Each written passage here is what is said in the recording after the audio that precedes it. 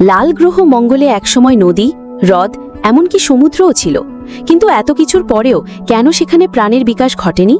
এই বহু পুরনো প্রশ্নের এক সম্ভাব্য উত্তর মিলেছে নাসার কিউরিওসিটি রোভারের পাঠানো তথ্যে। নতুন এক গবেষণা বলছে মঙ্গলের শিলাগুলোই গ্রহটির জলবায়ু পরিবর্তনের জন্য দায়ী, যা এটিকে একটি প্রাণহীন মরুভূমিতে পরিণত করেছে।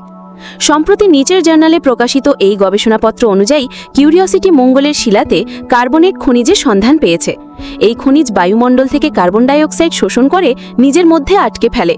পৃথিবীতে আগ্নেয়গিরির মাধ্যমে এই কার্বন পুনরায় বায়ুমণ্ডলে ফিরে এসে একটি ভারসাম্য তৈরি করে, যা জলবায়ু স্থিতিশীল রাখে। কিন্তু মঙ্গলের ক্ষেত্রে এই চক্রটি কার্যকর ছিল না।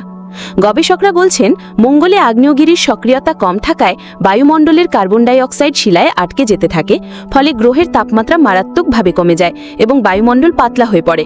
এর জেরেই মঙ্গলের নদী ও হ্রদগুলো শুকিয়ে যায়। গবেষণাপত্রের প্রধান লেখক ও শিকাগো বিশ্ববিদ্যালয়ের গ্রহবিজ্ঞানী এডউইন কাইট বলেন, মঙ্গলে প্রাণের উপযোগী পরিবেশ দীর্ঘস্থায়ী ছিল না।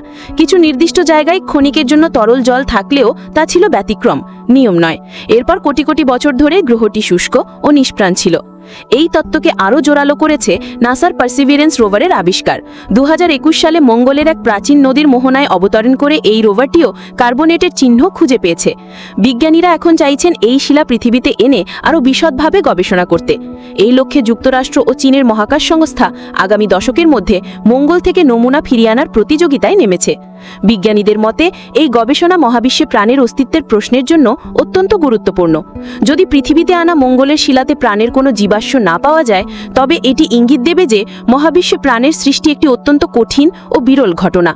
অন্যদিকে যদি কোনো প্রাচীন আণুবীক্ষণিক জীবনের চিহ্ন মেলে, তবে এটি প্রমাণ করবে যে উপযুক্ত পরিবেশে প্রাণের বিকাশ ঘটা মোটেও অসম্ভব নয়, যা মহাবিশ্বের অন্য গ্রহেও প্রাণের অস্তিত্বের সম্ভাবনাকে বহুগুণ বাড়িয়ে দেবে।